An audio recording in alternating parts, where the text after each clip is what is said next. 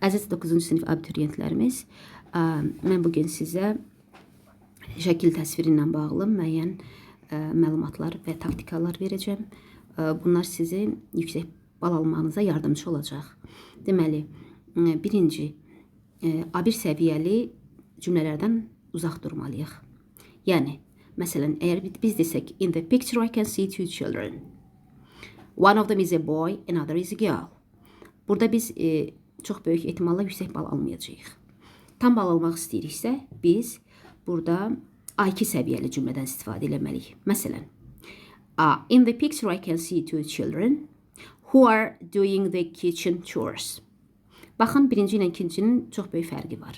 İkincidə təyini budaq cümlədən istifadə etmişik. Uşaqlar canlı olduğu üçün who bağlayıcısından istifadə etmişik. Gəlin, indi başdan bir də alaq. In the picture I can see two children who are doing the kitchen chores. While Barbara is washing the dishes, Mark is wiping them. Mark is vacuuming the floor. Barbara is dusting. When their parents come home, they are really delighted and pleased with their children. Gördüyümüz kimi biz burada birinci təyini budaq cümlədən istifadə elədik. İkinci, present continuous, indiki davam edici zamandan istifadə elədik.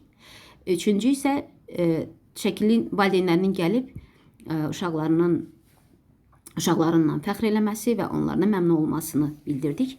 Tamamilə şəkli təsvir etmiş olduq. Və ümidvaram ki, bu sizə yardımcı olacaq.